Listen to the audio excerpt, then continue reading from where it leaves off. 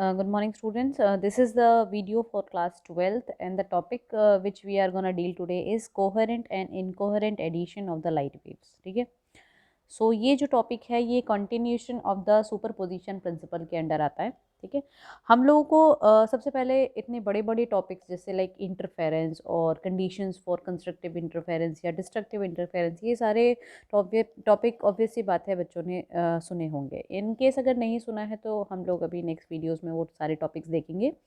तो अगर हम सुपरपोजिशन ऑफ प्रिंसिपल की बात करें तो वो हमें पता है कि पहले हम लोगों ने उसे मैकेनिकल वेव्स के लिए स्टडी किया था, और इन द प्रीवियस वीडियो हम लोगों ने उसे इलेक्ट्रोमैग्नेटिक वेव यानी कि लाइट वेव के लिए भी देखा है कि वो हम उसे फॉलो कर सकते हैं. ठीक है. तो जब कोई भी दो लाइट वेव एक दूसरे के ऊपर फॉल करती है, अब वो फॉलिंग किसी भी तरीके से हो सकती है. हम लोगों ने पिछले वीडियो में देखा है the crest can also fall on the crest of the second wave, और the crest of the first wave can also fall on the trough of a second wave. कैसे भी ये फॉल या आप कह सकते हो ये मीटिंग हो सकती है. तो ये जब मीटिंग होती है तो इस मीटिंग पर बेस्ड होता है हमारा जो नेक्स्ट फिनोमिना है, दैट इज इंटरफेरेंस. इंटरफेरेंस का मतलब क्या होता है कि कभी भी जो लाइट जिस भी एनर्जी के साथ आ रही थी, तो जब हमारी दो लाइट वेव्स एक दूसरे के ऊपर सुपर इम्पोज होती है या फॉल होती है तो उनकी वजह से क्या होता है, डिस्ट्रीब्यूशन ऑफ द एनर्जी हो जाता है. ठीक है. अब ये डिस्ट्रीब्यूशन ऑफ द एनर्जी किस तरीके से इंटेंसिटी को इफेक्ट करता है उसे कहते हैं इंटरफेरेंस. ठीक है. अगर रिजल्टेंट इंटेंसिटी बहुत मैक्सिमम है तो वो कंस्ट्रक्टिव होगा, रिजल्टेंट इंटेंसिटी मिनिमम है तो वो डिस्ट्रक्टिव होगा. ठीक है.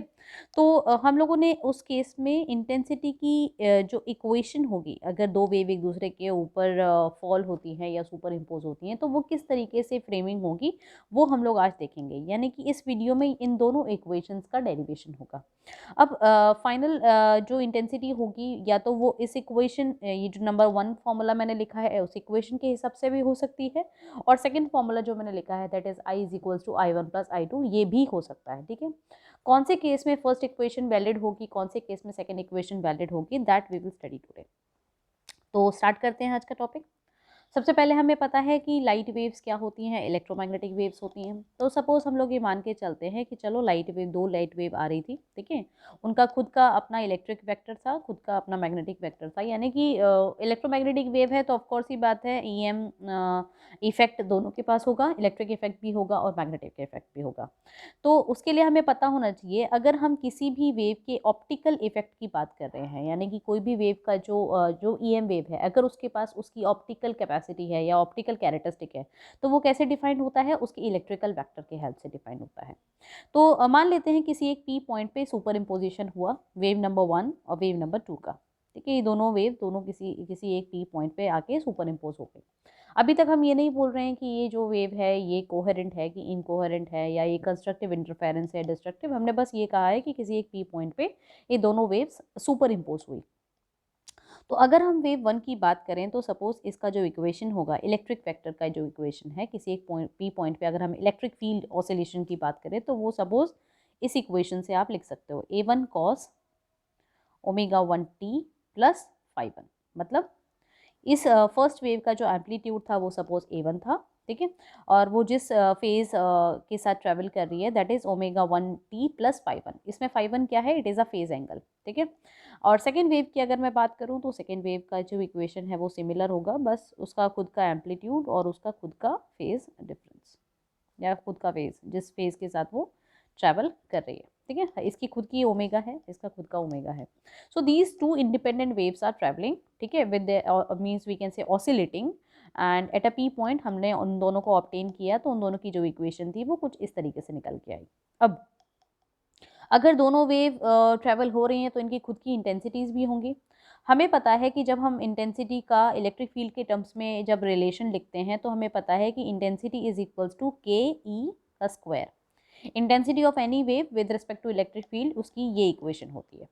तो अगर फर्स्ट वेव के लिए और सेकेंड वेव के लिए जब आप इस इक्वेशन को लिखोगे तो फर्स्ट वेव के लिए इक्वेशन आएगी I1 is equals to KE1 का स्क्वायर, और सेकेंड वेव के लिए जब आप इंटेंसिटी की इक्वेशन लिखोगे तो it will come out as KE2 का स्क्वायर. ठीक है. सो फर्स्ट वेव को थोड़ा सा हम एक्सटेंड करते हैं, मतलब फर्स्ट वाली इक्वेशन को थोड़ा इलेबोरेटिव वे में लिखेंगे तो ये आएगा KE1 का square cos square omega 1 t plus phi 1, ठीक है। और सेकेंड इक्वेशन को अगर आप लिखोगे तो सेकेंड इक्वेशन को मैं यहाँ पे लिख देती हूँ, that is second equation is equals to K E two का square and that can be written as K A two का स्क्वायर कॉस स्क्वायर और ये ओमेगा 2 टी प्लस फाई 2। तो ये हो गया हमारी सेकेंड वेव का इंटेंसिटी इक्वेशन।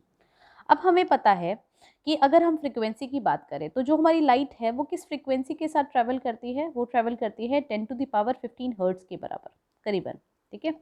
तो अब हम लोग क्या करेंगे, जब इतनी ज़्यादा फ्रीक्वेंसी के साथ कोई ईएम वेव या कोई लाइट वेव जो ट्रैवल हो रही है तो हम हमेशा जब भी उसको ऑब्जर्व करते हैं तो उसकी एवरेज वैल्यू या एवरेज इंटेंसिटी को ऑब्जर्व करते हैं। तो मतलब जितनी भी एवरेज वैल्यू निकल कर आ रही है, जो भी क्वांटिटी इस फ्रीक्वेंसी के साथ ट्रैवल आ रही है, तो उसकी हम एवरेज वैल्यू देखेंगे।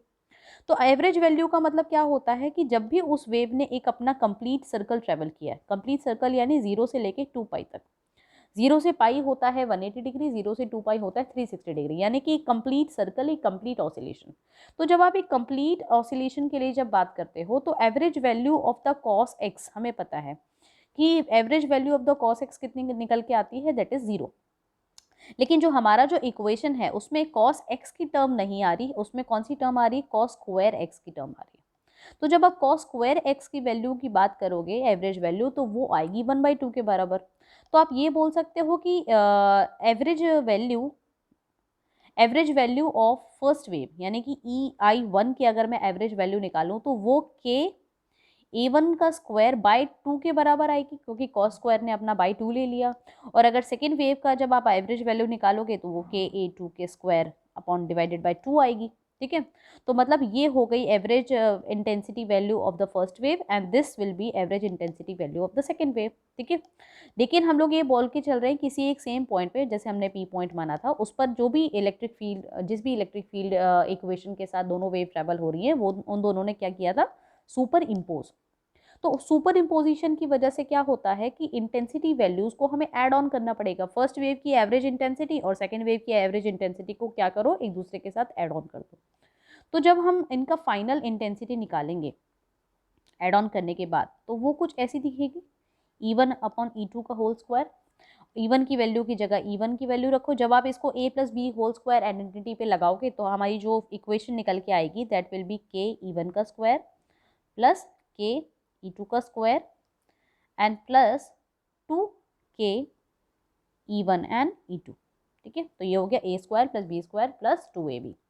तो ये अगर आप देखोगे तो ये जो फर्स्ट टर्म है ये हमें किसकी वैल्यू दे रहा है, ये हमें I1 की वैल्यू दे रहा है, मतलब average value of the I1।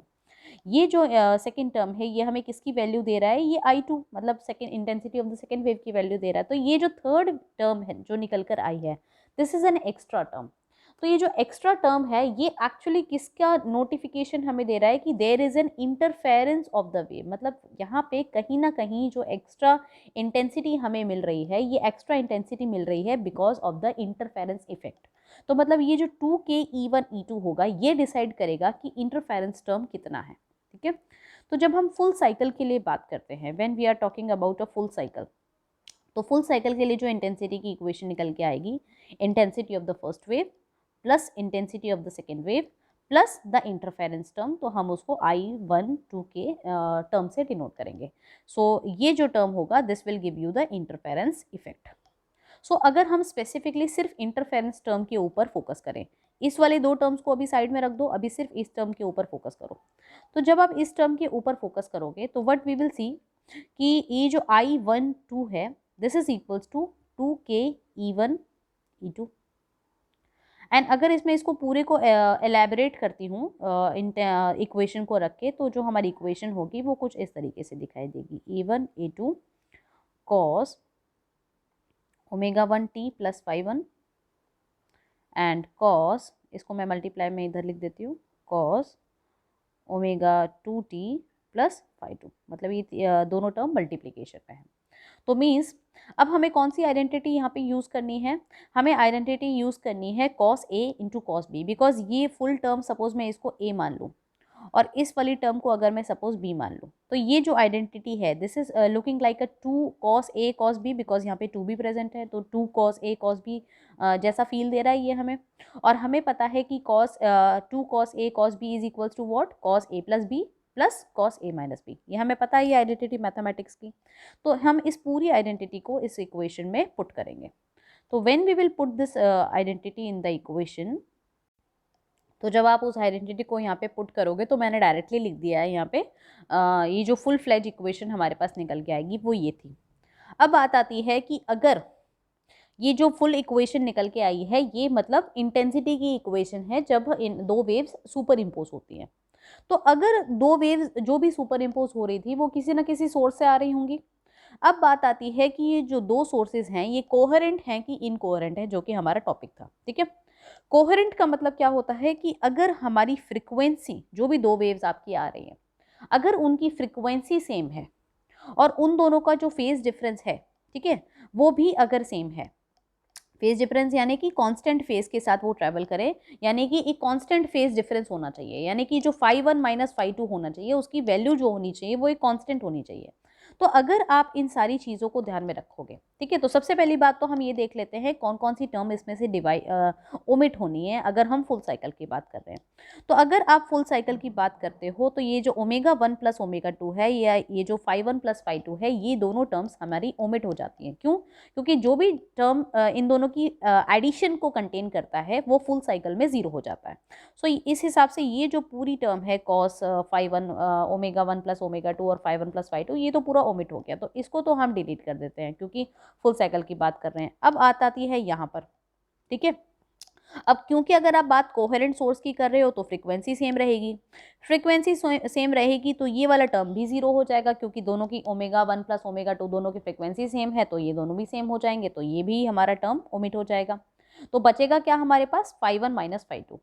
तो अगर आप कोहेरेंट सोर्स की बात करते हो, यानी कि जब भी दो लाइट वेव ऐड हो रही हैं जो किसी कोहेरेंट सोर्सेज से निकली हैं, यानी दो कोहेरेंट सोर्सेज से निकली हैं, तो जो इंटेंसिटी, उनकी इंटेंसिटी का जो इक्वेशन आता है निकल के, that will come out as, interference terms की हम बात कर रहे हैं, तो that will come out as 2 multiply by K E1 E2, ये तो हमें पता है, and that will be equal to 2 A1 A2 cos, सिर्फ हमारे पास phi1 माइनस phi2 का टर्म बचा था, सो मतलब कांस्टेंट फेज डिफरेंस का टर्म बचा था, तो जो इक्वेशन निकल के आई वो ये वाली थी। ठीक है, तो उस हिसाब से जब आप कोहेरेंट सोर्सेज की बारे में बात करते हो, तो जो कोहेरेंट सोर्सेज का जो फाइनल एग्जांपल, फाइनल इक्वेशन आपको इंटेंसिटी की टर्म में मिलेगी वो ये मिलेगी, 2 under root of I1 I2। ये under root of I1 I2 क्यों लिखा है, because E square is K, E square is equals to I1, तो हमारा वहाँ पे स्क्वायर नहीं है तो इसलिए हमें अंडर रूट लगाना पड़ेगा, और बचा हुआ cos phi1 माइनस phi2। तो ये फॉर्मूला आप हमेशा तब यूज़ करोगे जब दो वेव्स एक दूसरे के ऊपर सुपर इम्पोज हो रही हैं, बट वो कहाँ से निकलनी चाहिए, कोहेरेंट सोर्स से निकलनी चाहिए। तो अगर वहाँ पे कोहेरेंट सोर्स नहीं होता है, इनकोहेरेंट सोर्स होता है, तो ऑब्वियस सी बात है ये जो फेज डिफरेंस होगा ये कांस्टेंट फेज डिफरेंस वाला टर्म नहीं आएगा। तो जो कंप्लीट फुल साइकिल के बारे में जब आप बात करोगे तो ये भी टर्म 0 हो जाता है। तो इस हिसाब से ये जो I12 टर्म है ये पूरा का पूरा इंटरफेरेंस वाला टर्म ओमिट हो जाता है अगर आप इनकोहेरेंट सोर्सेज का सुपर इम्पोजिशन कराते हो। तो यानी कि जब आप इनकोहेरेंट टर्म की बात करोगे, when we are talking about incoherent addition of the light waves, यानी कि दो किसी अलग अलग सोर्स से हमारी दो लाइट वेव आई और एक दूसरे के ऊपर सुपर इम्पोज हो गई, तो उस केस में जो फॉर्मूला बनेगा इंटेंसिटी का, that will be equal to just I1 plus I2।